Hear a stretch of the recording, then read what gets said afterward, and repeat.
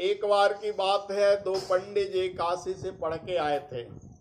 रास्ते में किसी राजा के पास वे रात्रि विश्राम किए।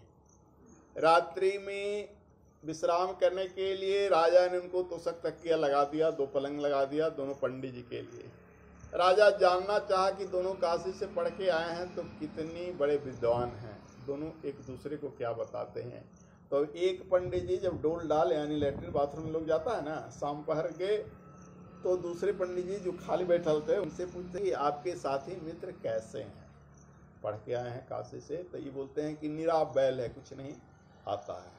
समझ गया ना। जब दूसरा पंडित जी वो आ गए तो दूसरा अपना झोला झक्कड़ रख के ये भी डोल डाल में गए यानी लेटरिन बाथरूम शाम के गए।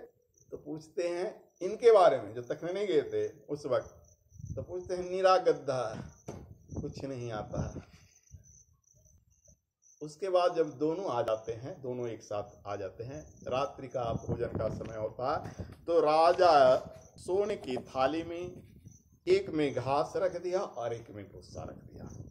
और जिसके बारे में बैल बताया था ना, उसके सामने सोने की थाली, सोने के गिलास में पानी है, लेकिन भोजन में क्या है? घास है।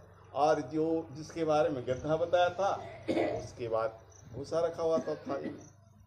पंडित जी का गुस्सा, आंखें लाल लाल, बोले राजा यह क्या मजाक है? जानते नहीं हो कि हम काशी से पढ़ के आए हैं? चाहे तो तुम्हें श्राप दे सकते हैं। राजा मुस्कुराते हुए बोला मैंने क्या गलती किया भगवान, आपने जैसा बताया वैसा मैंने किया। आपने बताया कि उनके बारे में पूछा तो बैल है, तो बैल का भोजन क्या है? घास है। इनके बारे में पूछा तो आपने बताया गद्दा है, तो भूसा दे दिए। अब दोनों ब्राह्मण एक अपने कुकृत पर शर्मिंदा हुए और पानी पानी हो गए। तो इस कहानी से ये शिक्षा मिलती है कि कभी किसी की शिकायत मत करो, वरना यही पंडित जी की तरह जीवन में आपको भी पछताना पड़ेगा। समझ गए ना। इसलिए लोगों में ये आदत होती है नुक्ताचीनी करने की, फलाने की शिकायत करने की। तो कहा भी गया है शिकायत से बड़ा कोई पाप नहीं है। जितने भी पाप हैं उससे छोटे हैं, नीचे तबके के हैं। पाप तो हैं ही, हर गलत काम पाप होता है, लेकिन सबसे बड़ा अघ माना गया, पाप से ऊपर जो होता है उसको अघ कहा जाता है, वो है शिकायत। शिकायत या निंदा, चुगली करना।